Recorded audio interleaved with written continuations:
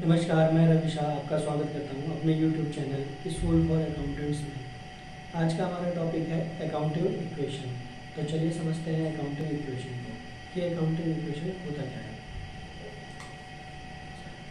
Accounting equation हमें बताता है कि किसी भी फर्म की assets is equal to liabilities होती है और अकाउंटिंग इक्वेशन बेस्ड है dual aspect concept of accounting के। ये कॉन्सेप्ट कहता है कि debit is equal to credit होता है। इसका मतलब है कि डेबिट का जो अमाउंट होगा वो क्रेडिट साइड के अमाउंट के बराबर होना चाहिए, या हम इसे ऐसे कह सकते हैं कि क्रेडिट साइड का जो अमाउंट है वो डेबिट साइड के अमाउंट के इक्वल होना चाहिए। अब अकाउंटिंग इक्वेशन का इक्वेशन क्या है? इक्वेशन है assets is equal to liabilities plus capital. इसको हम इक्विटीज भी कहते हैं।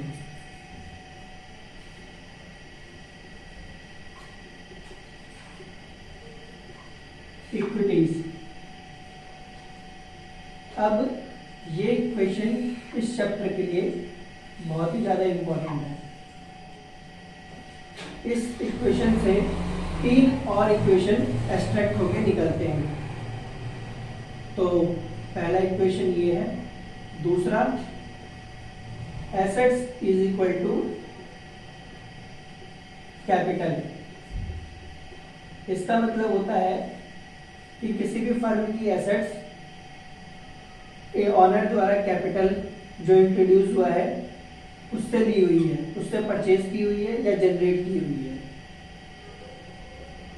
तीसरा इक्वेशन है हमारा liabilities is equal to assets minus capital. चौथा इक्वेशन है हमारा capital is equal to assets minus liabilities. ये हमारे 4 इक्वेशन हैं जो इस चैप्टर के लिए बहुत ज्यादा इंपॉर्टेंट है। इस इक्वेशन को, अकाउंटिंग इक्वेशन को हम एक और नाम से जानते हैं जो कि है बैलेंस शीट इक्वेशन।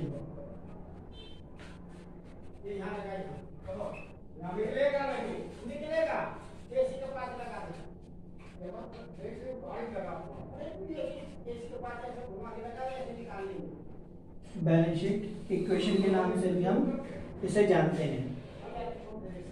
तो ये था हमारा अकाउंटिंग इक्वेशन। आइए अब हम जानते हैं कि ट्रांजैक्शन अकाउंटिंग इक्वेशन को कैसे इफेक्ट करते हैं। ट्रांजैक्शन अकाउंटिंग इक्वेशन के 2 या 2 से ज्यादा आइटम को इफेक्ट करते हैं। तो पहले जान लेते हैं ऐसे कौन से ट्रांजैक्शन हैं जो 2 आइटम पर इफेक्ट करते हैं।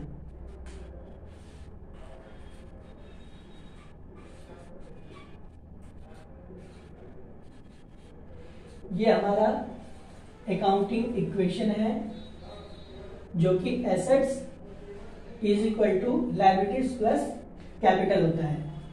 पहले हम ऐसे ट्रांजैक्शन की बात करेंगे जो अपोजिट डायरेक्शन में इफेक्ट करते हैं। पहला है increase in assets and increase in liabilities. अगर हम क्रेडिट परचेज करते हैं गुड्स का तो इसका इफेक्ट क्या होता है? स्टॉक हमारा बढ़ जाता है, साथ ही क्रेडिटर्स भी हमारे बढ़ जाते हैं। क्रेडिटर्स क्या होता है? क्रेडिटर्स वो होता है जिनसे हम गुड्स को क्रेडिट में उधार पे परचेज करते हैं। सेकंड देखते हैं, decrease in assets and decrease in liabilities. अगर हम क्रेडिटर को पेमेंट करते हैं या बैंक के लोन को पेमेंट करते हैं तो इसका इफेक्ट क्या होता है, हमारा कैश डिक्रीज हो जाता है। और अगर क्रेडिटर की पेमेंट कर रहे हैं तो क्रेडिटर हमारा डिक्रीज हो जाता है, और अगर हम बैंक लोन की पेमेंट कर रहे हैं तो हमारा बैंक लोन डिक्रीज हो जाता है।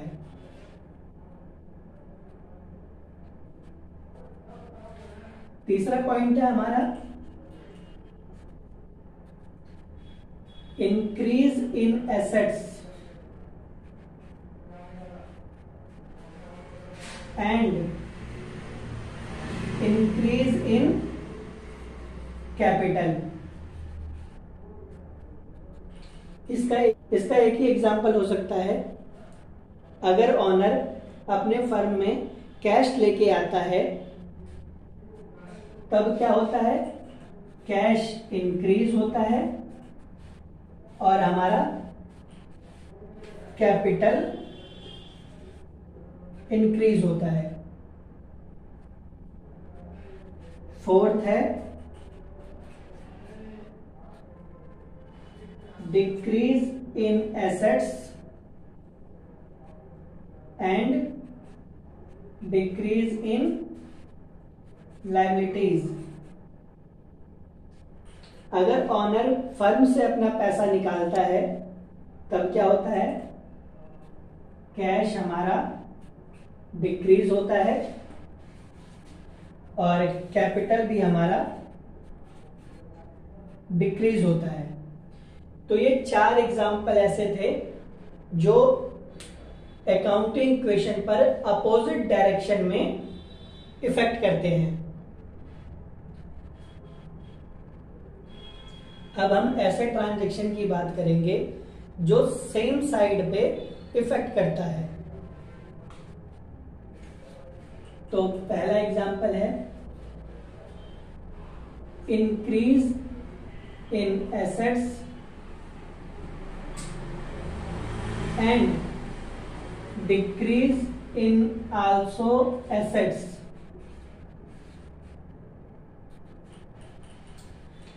यदि हम सेल करते हैं क्रेडिट पर तो उसका क्या इफेक्ट होता है, स्टॉक हमारा डिक्रीज होता है और डेटर हमारा इंक्रीज होता है। सर ये डेटर क्या होता है, डेटर वो होता है जिनको हम क्रेडिट पर गुड्स सेल करते हैं। अब दूसरा एग्जांपल है increase in liabilities and decrease in also liabilities.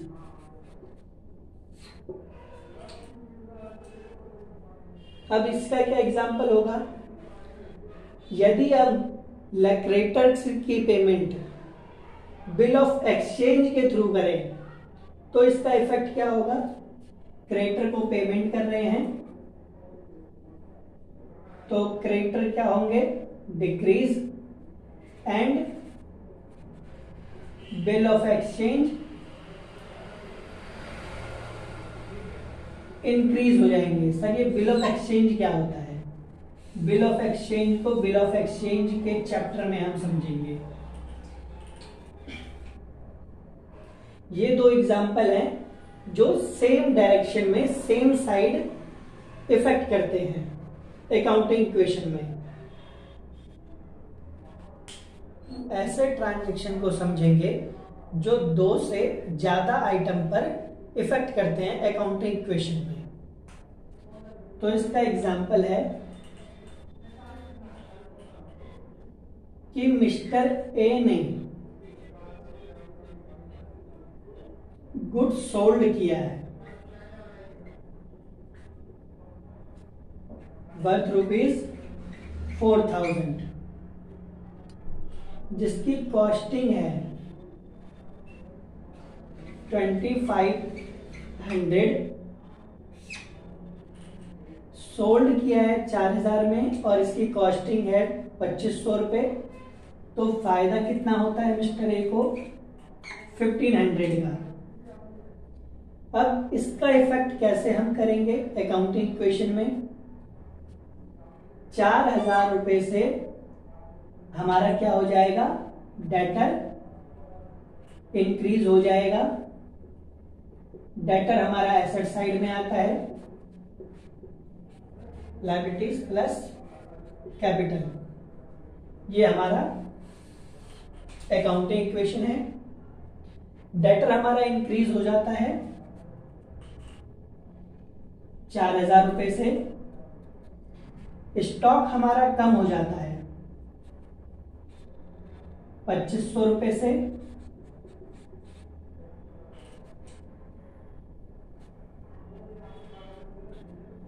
अब इन दोनों में डिफरेंस वो ऐड ऑन हो जाता है कैपिटल में, क्योंकि किसी भी फर्म में अगर कोई प्रॉफिट या लॉस होता है तो वो उसके कैपिटल को इफेक्ट करता है। तो ये ऐसे ट्रांजैक्शन थे जो 2 आइटम पे इफेक्ट करते हैं और 2 से ज्यादा आइटम पे इफेक्ट करते हैं। अब हम समझ लेते हैं कि अकाउंटिंग इक्वेशन को हम सॉल्व करते टाइम किन चीजों का ध्यान रखेंगे। हम 3 पॉइंट को ध्यान में रखेंगे जब हम अकाउंटिंग इक्वेशन को सॉल्व करेंगे। पहला है, सबसे पहले हमें ये आइडेंटिफाई करना है कि इसका इफेक्ट अकाउंटिंग इक्वेशन में किस साइड होगा। एसेट साइड होगा, लायबिलिटीज में जाएगा या कैपिटल में। यानी हमें वेरिएंट को पहचानना है। फिर उनके इफेक्ट को जानना है कि वो किस पर्टिकुलर आइटम को इफेक्ट करते हैं। डेटर को करते हैं, स्टॉक को करते हैं, कैश को करते हैं, उनका नेचर क्या है। और तीसरा पॉइंट है फिर उन्हें रिकॉर्ड करना। तो ये 3 स्टेप हैं जो हम अकाउंटिंग इक्वेशन को सॉल्व करते टाइम ध्यान में रखेंगे। अकाउंटिंग इक्वेशन को हम एक एग्जांपल के जरिए समझते हैं, जिससे कि आपको चैप्टर के बाकी सारी चीजें भी क्लियर हो जाएंगी। तो चलिए स्टार्ट करते हैं।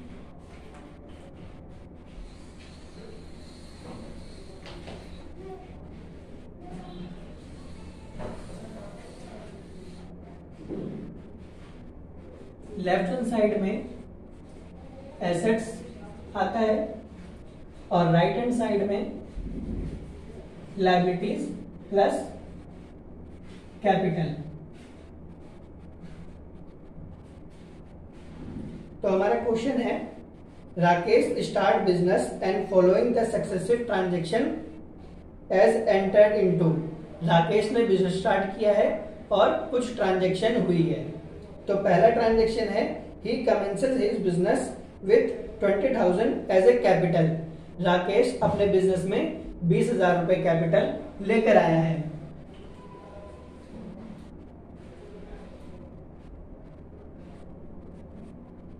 तो यहां हम लिखेंगे कैपिटल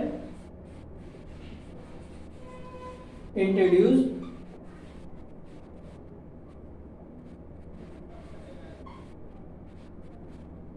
राकेश कैपिटल लेके आया है, तो वो कैश लेके आया होगा 20,000 रुपए। तो कैश के कॉलम में 20,000 रुपए से एंट्री हो जाएगी। प्लस राकेश अपने बिजनेस में लेके आया है तो उसका कैपिटल इंक्रीज हो जाएगा 20,000 रुपए से।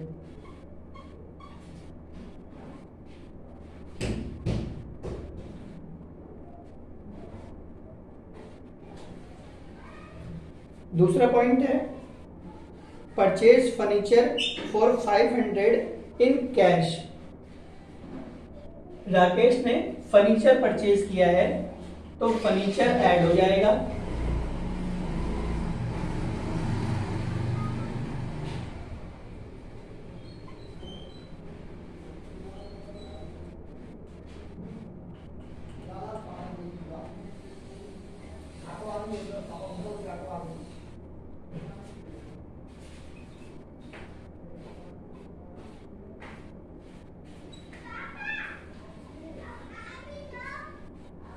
हर एक ट्रांजेक्शन के बाद पहले हम ऐसे टोटल करेंगे। दूसरा पॉइंट था राकेश फर्नीचर लेके आया है, तो फर्नीचर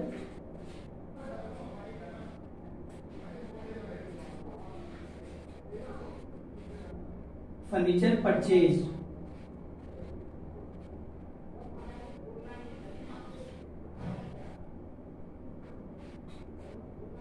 $500 ऐड करेंगे, और फर्नीचर कैश पे परचेज किया है तो कैश ₹500 कैश से माइनस हो जाएंगे। अब इसका हम टोटल कर लेंगे।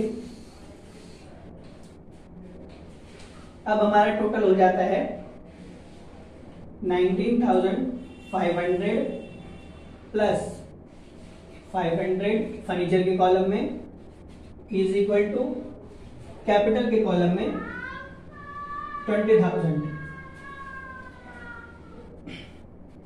तीसरा पॉइंट है हमारा परचेज गुड्स 1,000 इन ए कैश। राकेश ने 1,000 का गुड्स परचेज किया है। गुड्स क्या होता है? उस सामान को कहते हैं जिसकी हम ट्रेडिंग करते हैं या फिर जिसमें हम डील करते हैं। तो तीसरा पॉइंट हमारा है गुड्स परचेज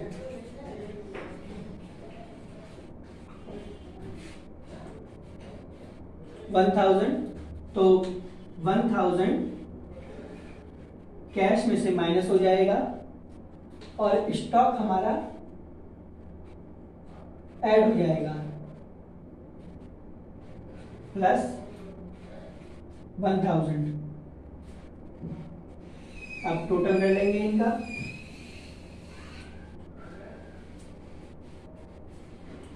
अब कैश के कॉलम में हो जाता है 18,500 प्लस 500 फर्नीचर के प्लस 1,000 स्टॉक के, और कैपिटल को कॉलम में हमारा स्टिल 20,000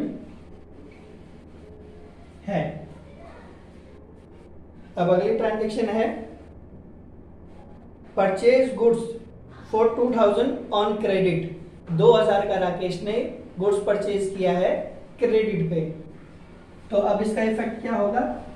तो पहले पॉइंट लिख लेते हैं, गुड्स परचेज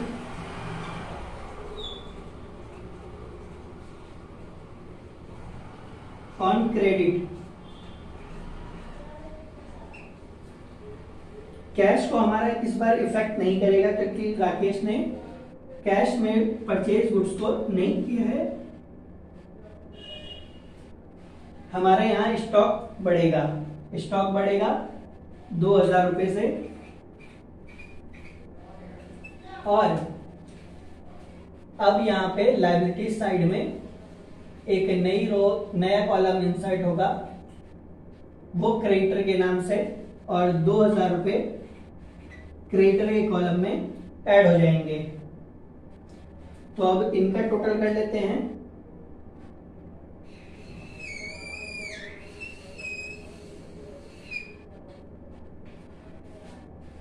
तो अब टोटल आता है कैश के कॉलम में 18,500, फर्नीचर में 500, स्टॉक में अब 3,000 हो जाएंगे।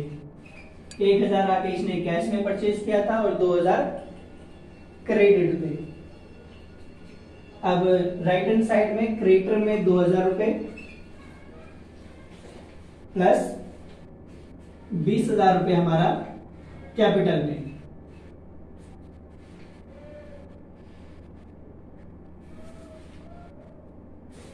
अब हमारा पांचवा पॉइंट है कि राकेश ने गुड्स को सोल्ड किया है जिसकी कॉस्टिंग 2,500 रुपए है और गुड्स को सोल्ड किया है 4,000 रुपए में।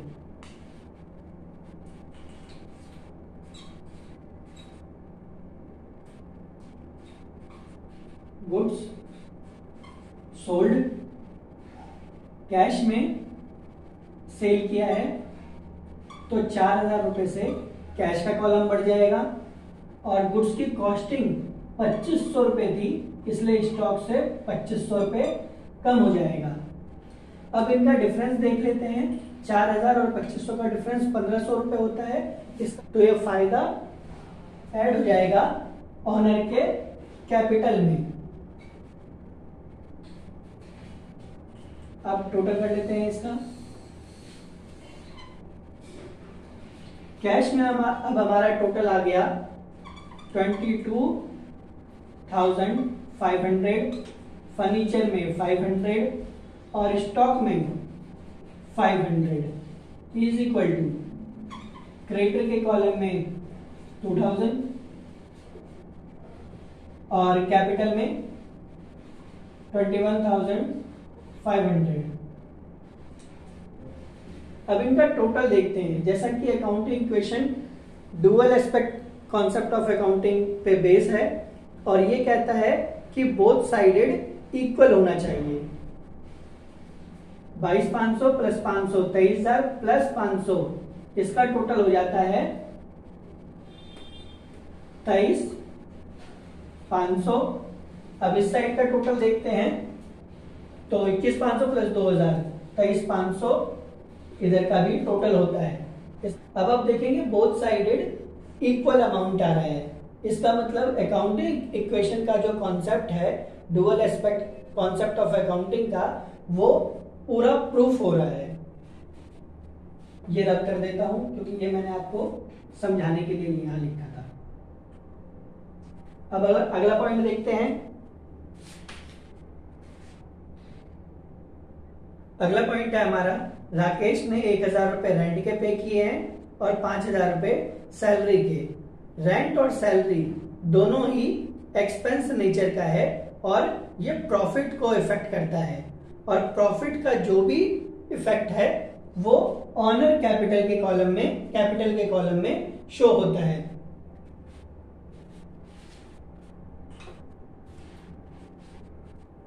रेंट एंड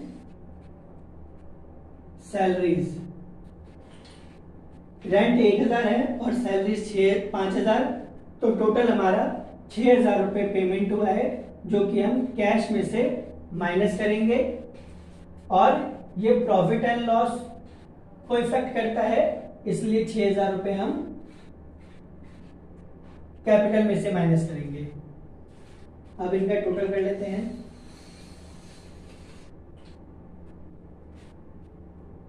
22,500 में 6,000 रुपए जाते हैं तो ये हो जाता है आपका 16,500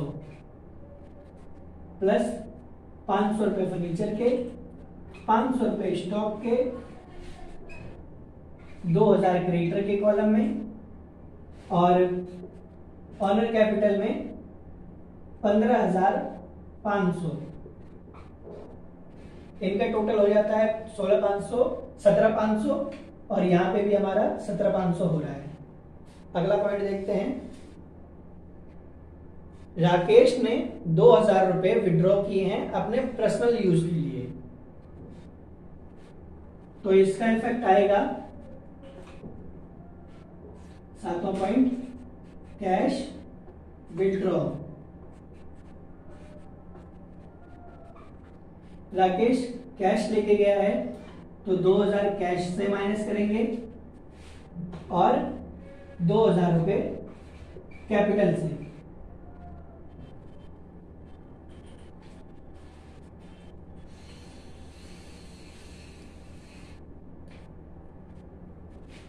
कैश के कॉलम में अब हो जाते हैं 14,500, फर्नीचर में 500 और स्टॉक में 500 इज इक्वल टू क्रेडिटर के कॉलम में 2,000 रुपए, कैपिटल में 13,500। तो एसेट साइड का टोटल हो जाता है अब 15,500 और क्या इक्विटीज का टोटल हो जाता है 15,500। अब नेक्स्ट पॉइंट देख लेते हैं।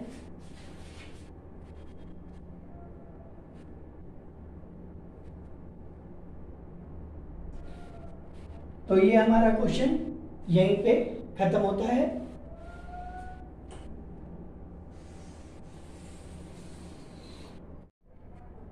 चलिए अब हम बैलेंस शीट बनाते हैं। अभी जो हमने अकाउंटिंग इक्वेशन के एग्जाम्पल को सॉल्व किया है, अब हम उस अकाउंटिंग इक्वेशन का बैलेंस शीट तैयार करते हैं। बैलेंस शीट होता क्या है? बैलेंस शीट एक स्टेटमेंट होता है जो कि किसी भी फर्म या कंपनी की एज ऑन डेट, एक पर्टिकुलर डेट पर फाइनेंशियल पोजीशन को शो करता है।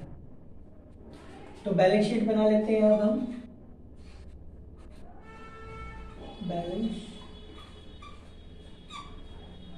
बैलेंस शीट टी शेप में होता है।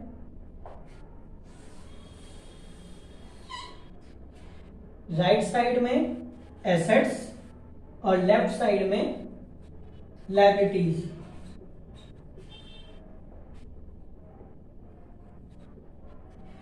एसेट्स को दो कैटेगरी में डिवाइड किया हुआ है।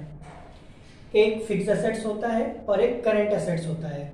फिक्स एसेट्स उसे कहते हैं जिसकी लाइफ 1 साल से या 1 साल से ज्यादा होती है, और करंट एसेट्स उन्हें कहते हैं जिसकी लाइफ 1 साल से कम होती है।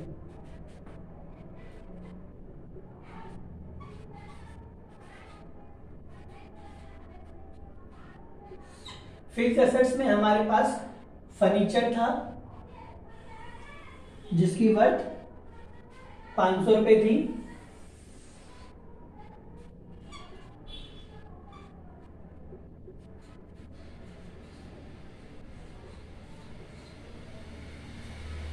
और करंट एसेट्स में हमारे पास 2 चीजें थी, एक कैश और दूसरा स्टॉक। कैश हमारे पास 14,500 है और स्टॉक हमारे पास 500 रुपीज का है। तो टोटल करंट एसेट्स की वैल्यू होती है 15,000। अब लायबिलिटी साइड में आते हैं। लायबिलिटी साइड में कैपिटल हमारे पास 15,500 रुपए थी,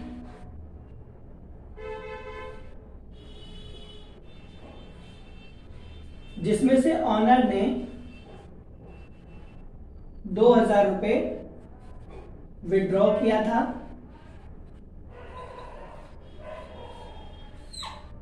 तो नेट में हमारे पास कैपिटल बच जाता है 13,500 और करंट लायबिलिटीज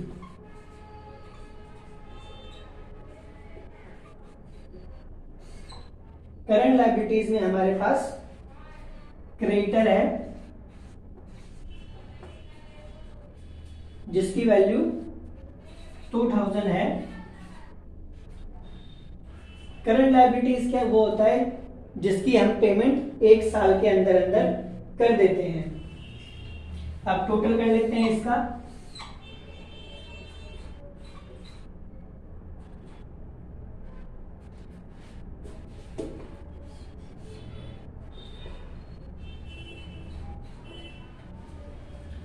टोटल इन दोनों का 15,500 आ रहा है। और बैलेंस शीट हमेशा बोथ साइडेड, एसेट साइड और लायबिलिटी साइड दोनों इक्वल होनी चाहिए। अगर आपका इक्वल नहीं आ रहा है तो इसका मतलब आपने कहीं ना कहीं गलती करी है। इस बैलेंस शीट को देख के हम ये अंदाजा लगा सकते हैं कि राकेश के पास 2,000 की लायबिलिटी है, 13,500 रुपए उसका कैपिटल फर्म में इंट्रोड्यूस है, जिनमें और एसेट साइड अब देखेंगे तो एसेट साइड 500 रुपए का उसके पास फर्नीचर है, कैश उसके पास 14,500 है और स्टॉक उसके पास 500 का है। ये बैलेंस शीट से हमें पता चलता है।